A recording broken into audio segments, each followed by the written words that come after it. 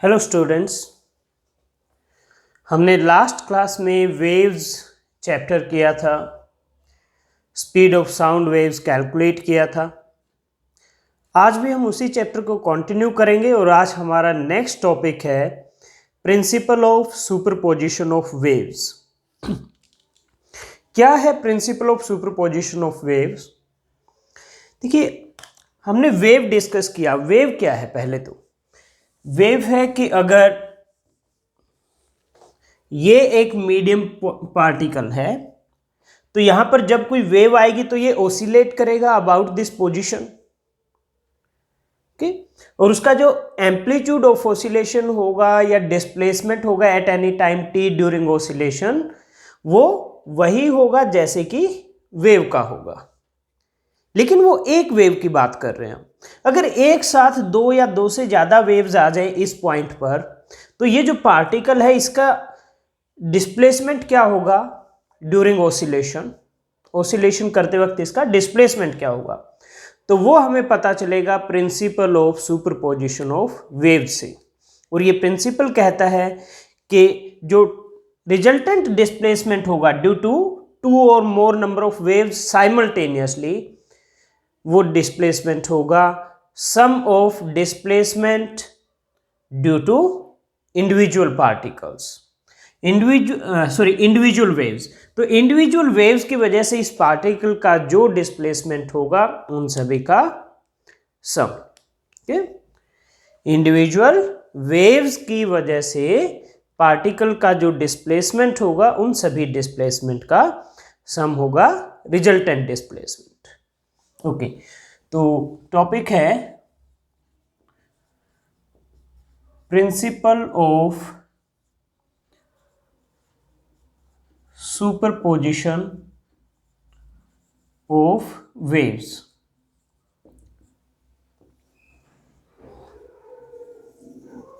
Okay, तो principle of superposition of waves क्या कहता है? This principle states that this principle states that resultant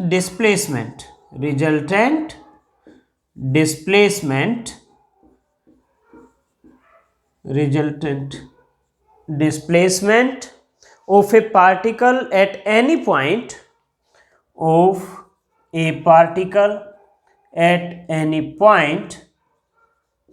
at any point and at any instant, means किसी particular time पे, and at any instant will be sum of individual displacement caused to particle by different waves.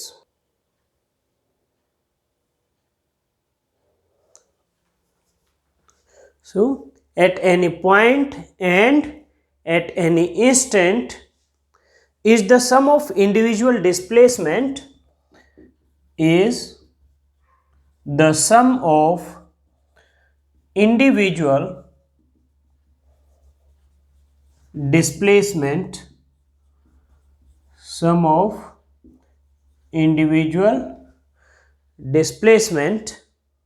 caused to the particle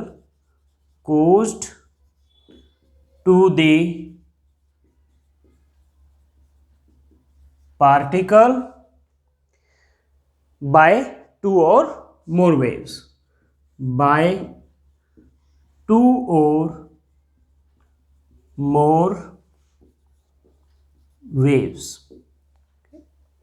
तो late y1 y2 displacement होंगी at any time t of the particle due to two waves, then resultant displacement will be y1 plus y2. Let y1 and y2 be the displacement of particle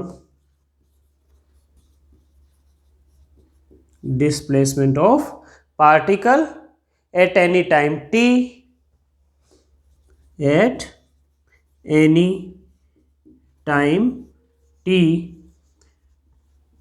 due to two waves. तो दोनों waves same time पर उस particle के पास पहुंच रही है। एक की वजह से मान लीजिए डिस्प्लेसमेंट y1 है, दूसरी की वजह से y2 है। Then resultant displacement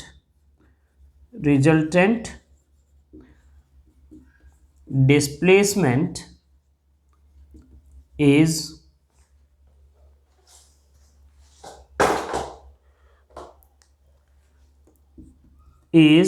y equal to y1 plus y2। Okay, ये होगा। अब हम करेंगे सुपरपोजिशन प्रिंसिपल की कुछ एप्लीकेशंस।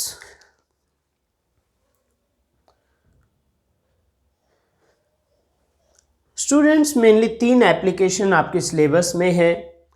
कुछ बोर्ड्स में 2 हैं, कुछ में 3 हैं। हम तीनों करेंगे। अगर आपके सिलेबस में से उनमें से कोई एक नहीं है तो आप छोड़ सकते हो। और आपकी बुक में जिस ऑर्डर में टॉपिक्स दिए हुए हैं, हो सकता है हमारा जो ऑर्डर है उन टॉपिक्स को करने का डिफरेंट हो सकता है कि जो टॉपिक हम पहले कर रहे हैं आपकी बुक में बाद में हो, और जो हम बाद में कर रहे हैं वो आपकी बुक में पहले दिया हो। तो आपको चिंता नहीं करनी है, जो हम वीडियो लेक्चर में कर रहे हैं आपको उसी ऑर्डर में करना है। उस ऑर्डर को इस तरह से डिसाइड किया गया है कि आपके लिए समझना आसान हो टॉपिक्स को। हाँ, आपको ये चिंता बिल्कुल नहीं करनी है कि कोई टॉपिक छूट तो नहीं जाएगा। नहीं छूटेगा। आपका जितना भी सिलेबस है इस चैप्टर का पूरा जब इस चैप्टर के वीडियो लेक्चर्स खत्म होंगे वहां तक कवर हो जाएगा पूरा सिलेबस इस चैप्टर का। तो उसके लिए आपको बिल्कुल भी चिंता नहीं करनी है। तो चलिए शुरू करते हैं applications of superposition principle. Applications of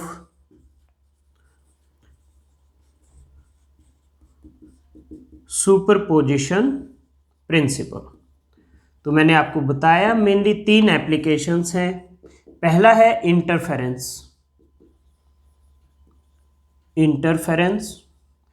number 2 पर है बीट फॉर्मेशन।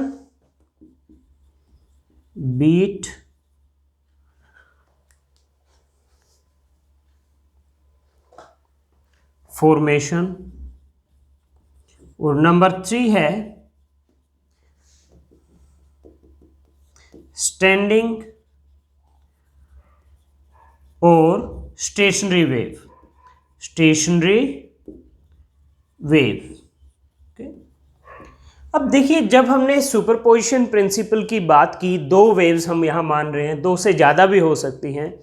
तो यहाँ इन वेव्स की डायरेक्शन क्या होगी, स्पीड क्या होगी, वेवलेंथ क्या होगी, फ्रीक्वेंसी क्या होगी, फेज डिफरेंस उनके बीच में क्या होगा, इन पर कोई रेस्ट्रिक्शन नहीं है। ये वैल्यूज कुछ भी हो सकती हैं।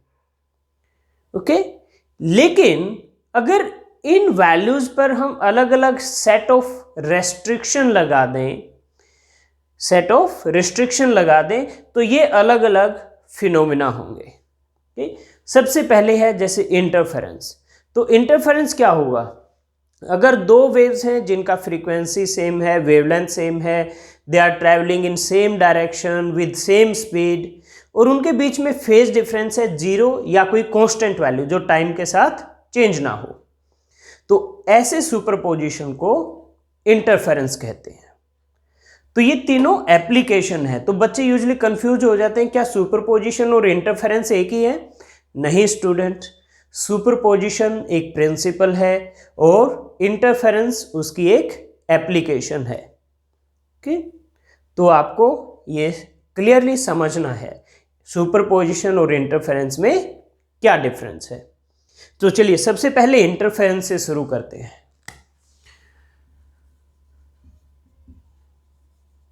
इंटरफेरेंस, तो इंटरफेरेंस क्या है?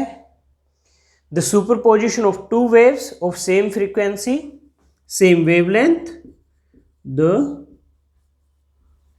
superposition of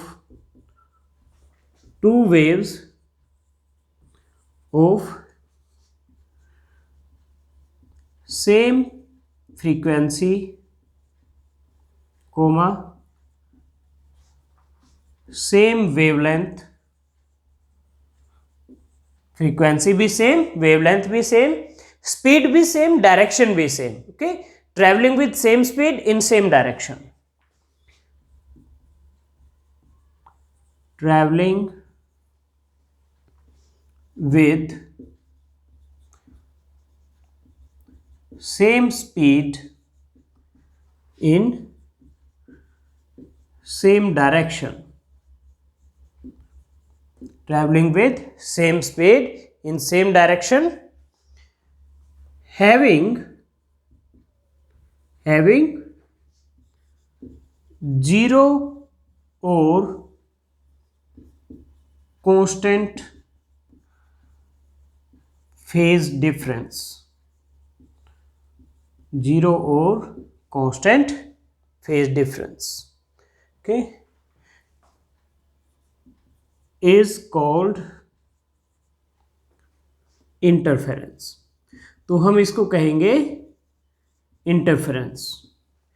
इंटरफेरेंस दो तरह का होता है, एक कंस्ट्रक्टिव और दूसरा destructive.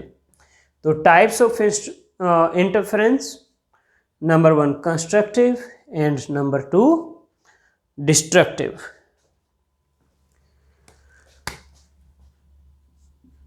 Types of interference, number 1 constructive interference, constructive interference। देखिए आपके पास मान लीजिए दो वेव्स है, एक ये है दूसरी ये है ना। तो ये क्या है, क्रस्ट, ये ट्रफ, ये क्रस्ट ये ट्रफ, ये फर्स्ट वेव ये सेकंड वेव। तो कंस्ट्रक्टिव इंटरफेरेंस कब होगी, जब एक का क्रस्ट दूसरे के क्रस्ट पे और ट्रफ पे फॉल करे, तो हम कहते हैं कंस्ट्रक्टिव इंटरफेरेंस। तो interference is said to be constructive if crust of one wave falls on crust of other and trough of one wave falls on trough of other. तो interference is said to be constructive if crust of one wave falls on crust of other। ये crust है, ये trough है। Crust of one wave falls on crust of other and trough of one wave falls on trough of other। यह है constructive interference. Destructive कब होगी, अगर एक का क्रस्ट दूसरे के ट्रफ पे और ट्रफ क्रस्ट पे फॉल करे। तो number 2 destructive interference. Destructive interference, okay. तो interference is said to be destructive if crust of one wave falls on trough of other and vice versa। vice versa मतलब trough of one falls on crust of other। interference is said to be destructive if crust of one wave falls on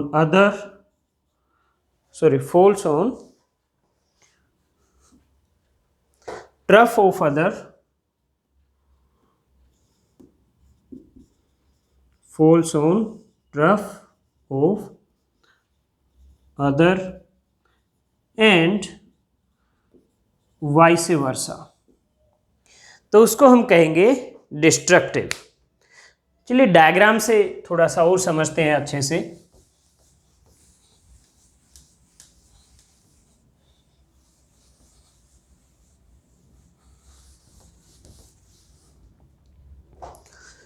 मान लीजिए आपके पास दो waves हैं, एक ये है y1 versus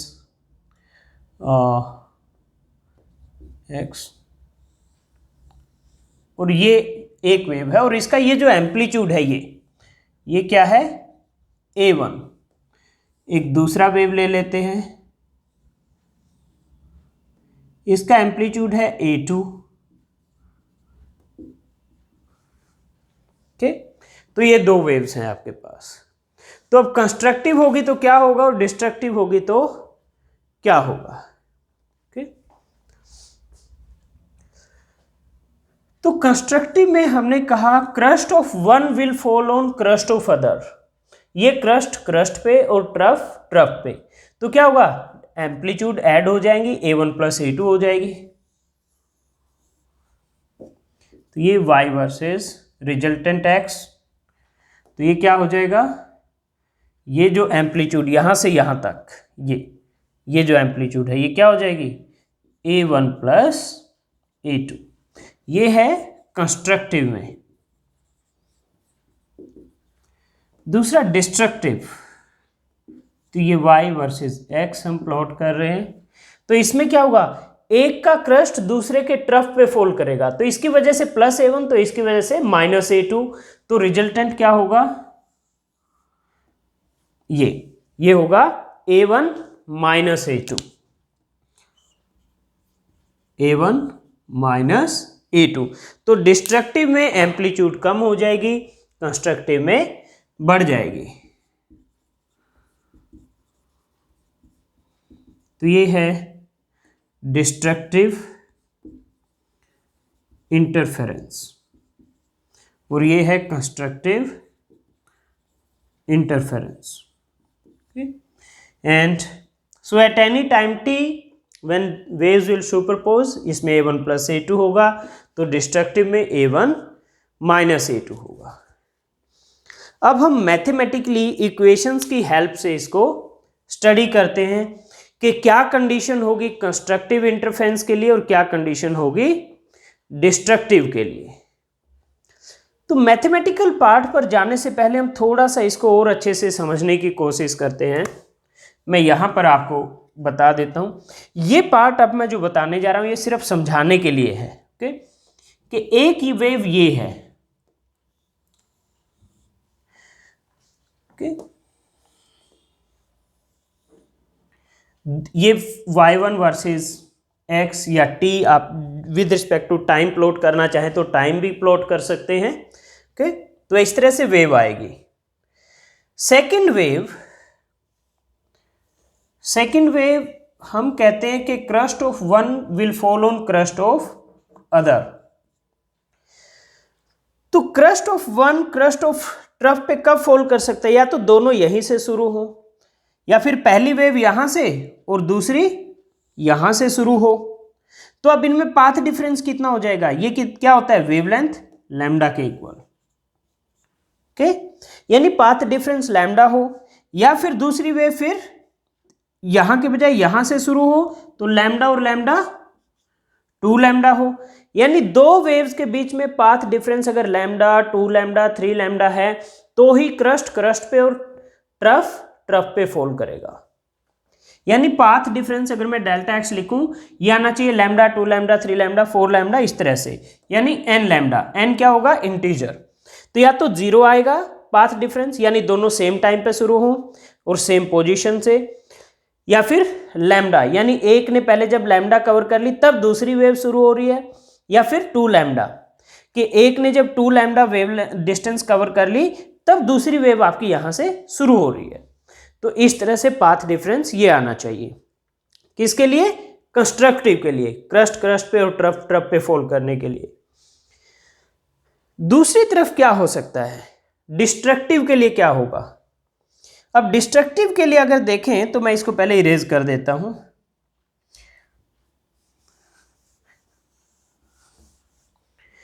crust trough पे और ट्रफ क्रस्ट पे फॉल करेगा डिस्ट्रक्टिव में, यानी जो दूसरी वेव है वो यहां से शुरू होनी चाहिए इस तरह से। तो ये कितना होगा λ/2, क्योंकि यहां से यहां तक लैम्डा है, तो ये कितना हो जाएगा λ/2, यानी पाथ डिफरेंस λ/2 हो, या तो तब एक का ट्रफ दूसरे के क्रस्ट पे और क्रस्ट ट्रफ पे फॉल करेगा, या फिर दूसरी वेव यहां से शुरू हो रही हो तो भी क्या होगा, ट्रफ क्रस्ट पे और क्रस्ट ट्रफ पे फॉल करेगा। ये है लैम्डा। तो यानी पाथ डिफरेंस या तो लैम्डा हो, या लैम्डा प्लस λ/2 इक्वल टू 3 λ/2 हो, या फिर इसी तरह 5 λ/2 हो। तो यानी ओड इंटीग्रल मल्टीपल λ/2, 3 λ/2, 5 λ/2 इस तरह से होगा अगर, तो डिस्ट्रक्टिव इंटरफेरेंस होगी। यानी ये पाथ डिफरेंस आना चाहिए आपका 2n+1 λ/2। n की वैल्यू 0 रखोगे तो डेल्टा x λ/2, n की वैल्यू 1 रखोगे तो 2 × 1 2 + 1 3 λ/2, तो ये आएगा। तो ये हमारी कंडीशन आनी चाहिए कंस्ट्रक्टिव इंटरफेरेंस के लिए, ये डिस्ट्रक्टिव के लिए। स्टूडेंट ये कहीं नोट कर लो, आप चाहे यहीं पे नोट कर लो, लेकिन ये इंटरफेरेंस वाले टॉपिक के साथ लिखना नहीं है, ये चीज आपको सिर्फ समझाने के लिए बताई है मैंने। अब हम चेक करेंगे, इक्वेशंस लिखकर सॉल्व करेंगे और फाइंड आउट करेंगे क्या हमारी कंस्ट्रक्टिव इंटरफेरेंस की यही कंडीशन आ रही है, क्या डिस्ट्रक्टिव की यही कंडीशन आ रही है। तो चलिए अब हम मैथमेटिकल पार्ट पे चलते हैं। ये पार्ट यहीं पे खत्म हो गया आपका। ओके, तो ये सिर्फ आपको समझाने के लिए बताया है मैंने जो पार्ट है।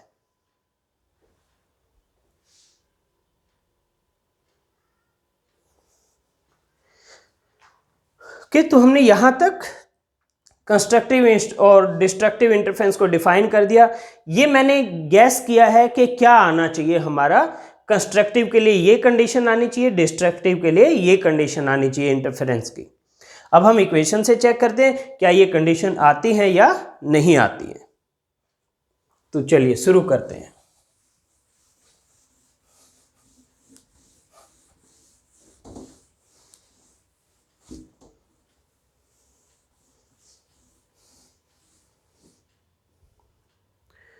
तो टॉपिक है analytical treatment of interference. Analytical treatment of interference. तो हम दो वेव्स कंसीडर कर लेते हैं y1 y2, let they are travelling in positive x direction और उनके बीच में फेज डिफरेंस है phi। Consider two waves y1 and y2 traveling in positive x direction, traveling in positive x direction, let phi is phase difference between them। तो equation क्या बनेगी, first बन गई a sin kx minus omega T. ये क्या है, wave of amplitude a travelling in positive x direction. तो दूसरी वेव की इक्वेशन क्या बनेगी, y2 equal to a sin kx minus omega T plus phi. Phi क्यों आया, क्योंकि फाई फेज डिफरेंस है, तो पहले का फेज ये है तो दूसरे का क्या होगा, this plus phi. Okay, let ये इक्वेशन 1 है और ये इक्वेशन 2 है। तो रिजल्टेंट वेव का डिस्प्लेसमेंट क्या होगा, y1 plus y2 by superposition principle, by superposition principle resultant displacement y हो जाएगा y1 प्लस y2, y की वैल्यू है a sine K x minus omega T और y2 की वैल्यू है a sine K x minus omega T plus 5। अब students हम एक फॉर्मूला यूज करने वाले हैं। फॉर्मूला है sine c plus sine D is equal to 2 sine c plus D by two into cos c minus D by two. ये formula हम यहाँ लगाएंगे तो y equal to a common ले लो इनमें, तो ये बच गया sine K x minus omega T plus sine K x minus omega T plus 5। तो ये हो गया sine c plus sine d। अब ये फॉर्मूला लगा देते हैं हम, तो ये है a, ये आएगा 2 sine c plus d by 2 into cos c minus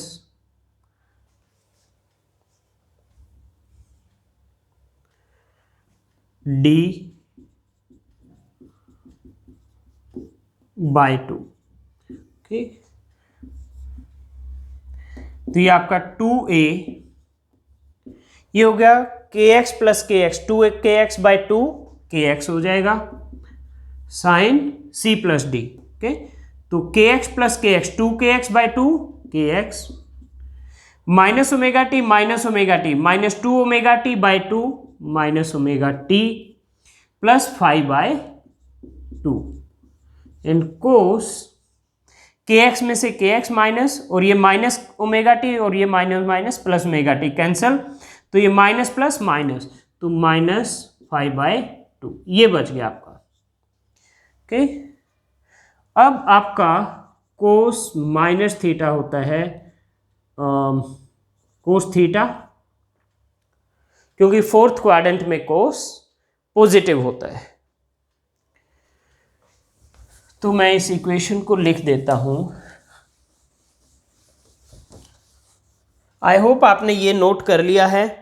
ये नहीं नोट किया हुआ है तो कहीं ना कहीं नोट करके रखो, क्योंकि ये कंडीशन बाद में हमें वेरीफाई करनी है, इससे सॉल्व करके ये कंडीशन आएंगी या नहीं आएंगी।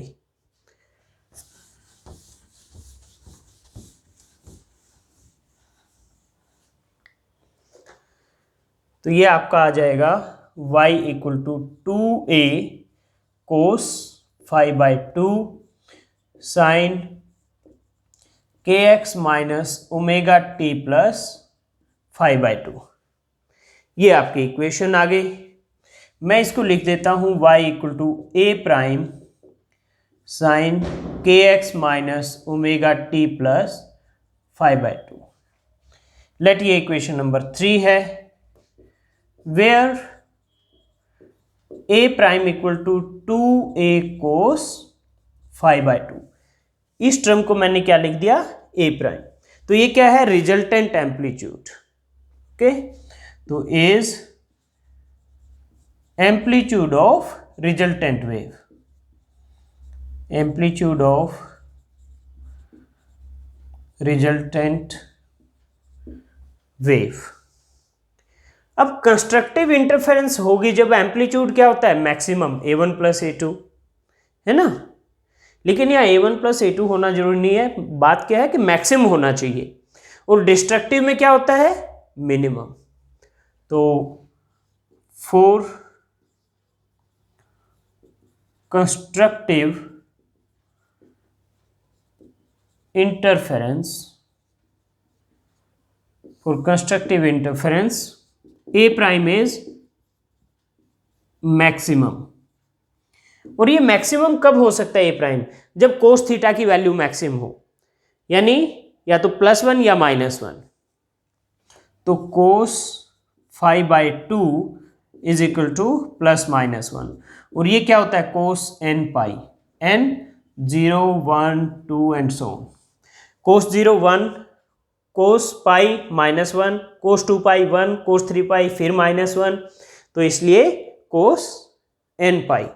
तो तो यानी यहां से आपका आ जाता है 5/2 इक्वल टू n पाई, तो 5 इक्वल टू 2n पाई, यानी 2n पाई फेज डिफरेंस होना चाहिए दो वेव्स के बीच में। ये तो है कंडीशन कंस्ट्रक्टिव इंटरफेरेंस के लिए in terms of phase difference.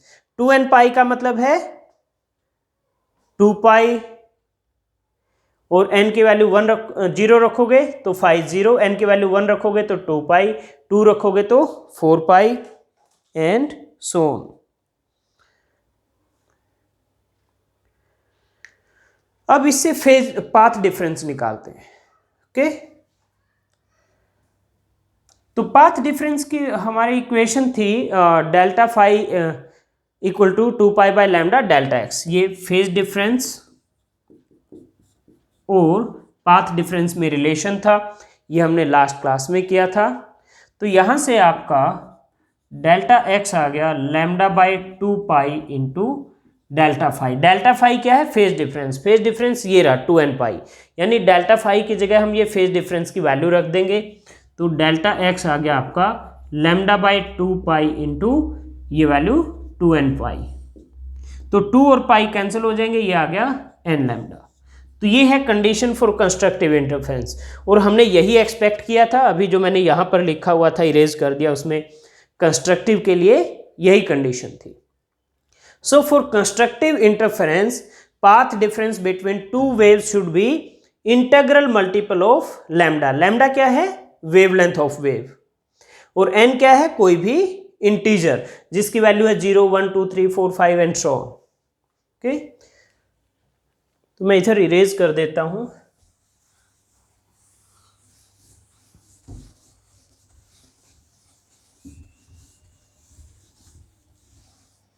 तो हम यहां पर लिखेंगे so for constructive interference,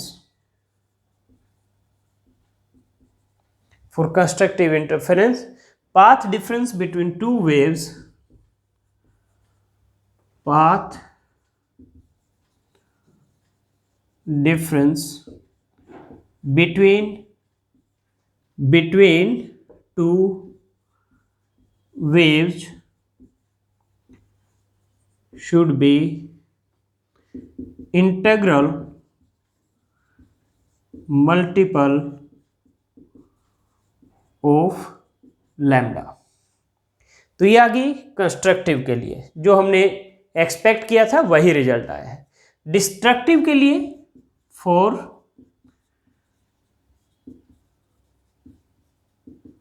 destructive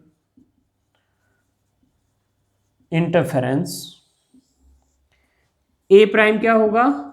minimum, और मिनिमम कब होगा? जब cos 5/2 आपका 0 हो। cos 5/2 0 कब होता है? cos π/2 0, cos 3π/2 0, 5π/2 0, यानी cos 2n + 1 π/2। n क्या है यहाँ? 0 1 2 3 एंड सो ऑन। n की वैल्यू 0 तो cos π/2 0 होता है, n की वैल्यू 1 तो 2 + 1 3, 3π/2, cos 3π/2 0 होता है। इसी तरह n की वैल्यू 2 रखोगे तो 2 × 2 4 + 1 5, cos 5π/2 भी क्या होता है? 0। तो यहाँ से 5/2 आ गया आपका 2n + 1, इस एंगल के इक्वल आएगा। तो यहाँ से 2 से ये 2 कैंसिल हो जाएगा, तो 5 = 2n + 1 पाई। तो ये फेज डिफरेंस होना चाहिए between two waves for destructive interference. और पाथ डिफरेंस के टर्म में ये इक्वेशन यूज कर लेते हैं, ये वाले delta x = lambda by 2 pi delta phi, lambda by 2 pi into delta phi, lambda by 2 pi. और फेज डिफरेंस डेल्टा फाई को हमने यहाँ फाई लिखा हुआ, ये है 2n + 1 पाई, पाई से पाई कैंसिल, तो ये आ गया 2n + 1 लैम्डा बाई 2। और डिस्ट्रक्टिव के लिए हमने यही एक्सपेक्ट किया था, path difference should be odd integral multiple of lambda by 2। So for destructive interference path difference